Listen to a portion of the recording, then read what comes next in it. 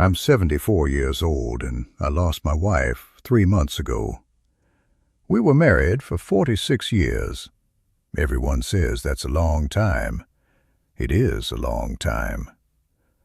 But I'm sitting here now, and all I can think about is how much of it I wasn't really there for. Her name was Linda. She died in her sleep on a Tuesday morning. I woke up next to her, and she was already gone. The doctor said it was her heart. Quick. Painless, probably. That's what they tell you. I should feel grateful for the years we had, and I do. But that's not the whole truth, and I'm too old now to keep pretending it is. The truth is, I spent most of our marriage working. Not because we needed the money, though that's what I told myself for a long time. I worked because I thought that's what you did. You provided. You built something. You made a name for yourself. I was in sales, industrial equipment. I traveled 4 days a week, sometimes 5. I'd leave Monday morning and come back Thursday night, sometimes Friday. Linda would pack my suitcase. She'd put a note in there, folded up in my shirts. I found one last week when I was going through my things. It just said, "I love you. Come home safe." I don't remember reading them back then. I'm sure I did, but I don't remember. She never complained. That's what makes this harder. She never stood in the doorway and told me I was choosing wrong. She just adapted. She built a life that fit around my absence. Book club on Tuesdays, volunteering at the library, dinners with her sister. I thought that meant she was fine. We had 2 kids, Michael and Sarah. I missed a lot of their childhoods. Not everything. I was there for birthdays and Christmas, some soccer games. But the in-between stuff, the normal afternoons, the homework at the kitchen table, the late-night talks when something went wrong at school, that was Linda. Michael's 48 now. Sarah's 45. They both came to the funeral.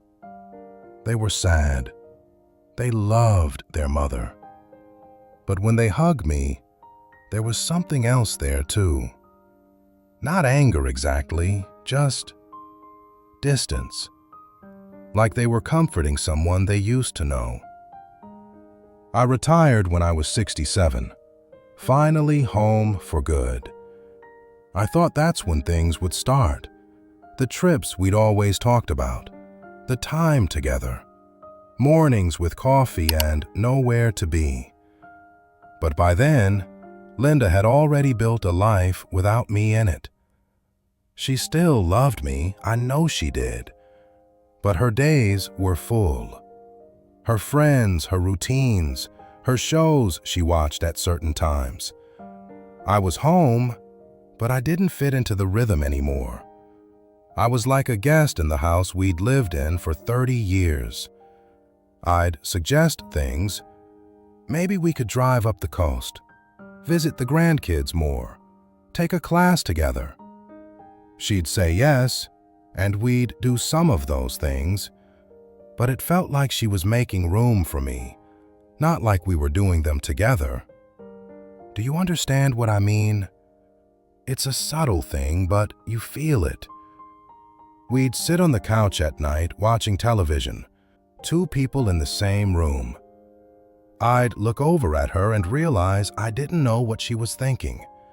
I didn't know what worried her anymore, or what made her happy in a deep way.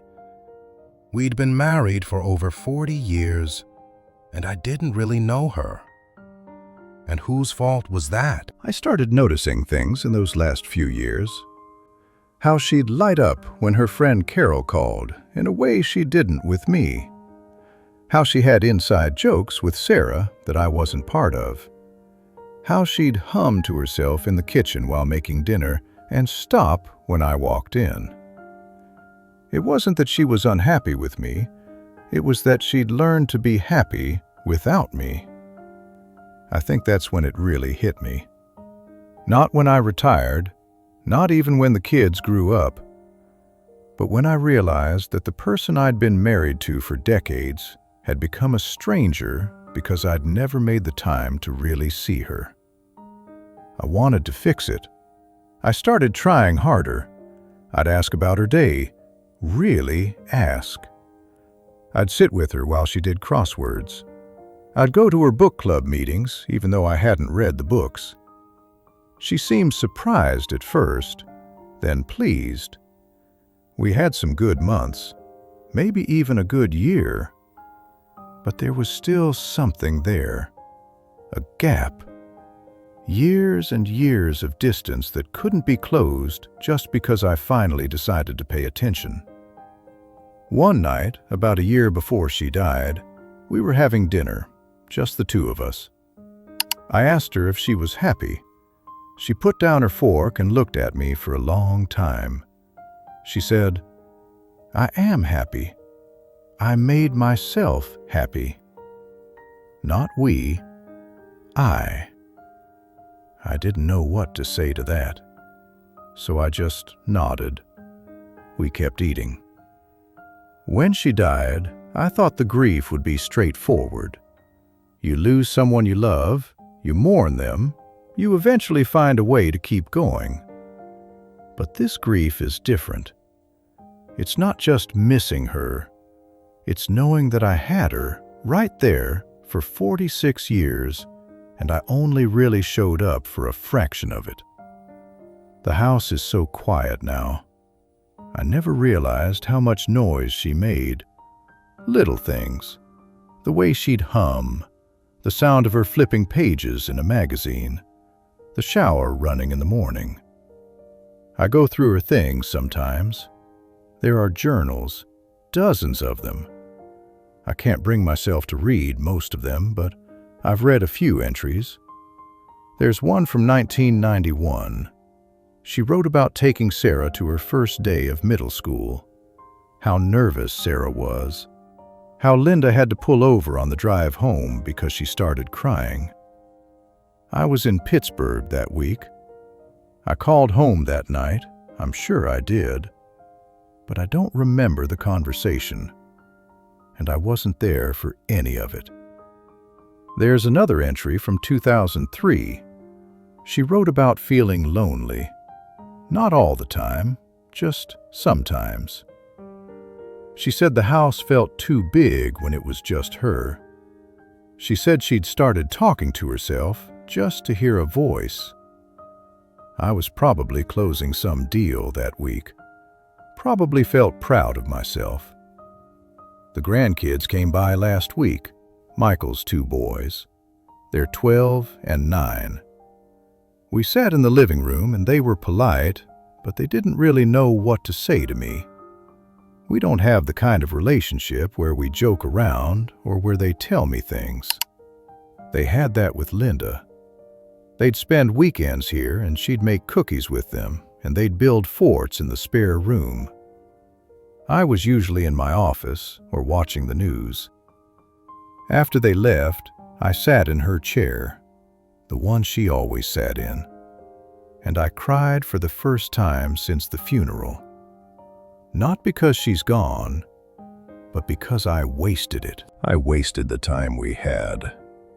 I told myself I was building a future for us, a comfortable retirement, security. But what I really did was trade her presence for abstract things that don't mean anything now. The money's still here. The house is paid off. I have savings, and none of it matters. You can't buy back time. You can't go back and choose differently. You can't undo 40 years of half presence and missed moments. I'm telling you this because I don't want you to do what I did. I don't know how old you are. I don't know if you're married or if you have kids or if you work too much.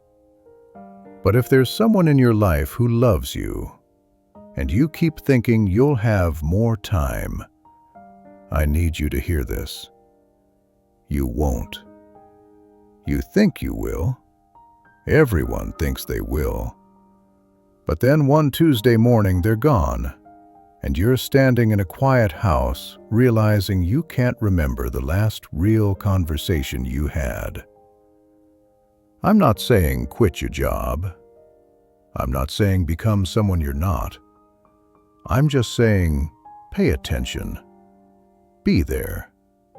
Not physically just there, but actually there. Listen when they talk. Ask questions. Notice things. Because the people who love you will adapt if you're not available. They'll build lives that work without you. And by the time you're ready to finally show up, you might find that there's no space left for you to fit into. Linda was 72 when she died. We could have had more years. We should have. But even if we'd had them, I'm not sure I could have undone what I'd already done. I visit her grave on Sundays. I tell her things I should have said years ago. I apologize. I thank her for staying, for raising our kids, for making a life even when I wasn't really part of it. I don't know if she hears me. I doubt it matters now. I'm 74. I probably have some years left, maybe 10, maybe less. And I'll spend all of them knowing I had something precious and I let it slip away one unremarkable day at a time. Don't do what I did. That's all I can tell you.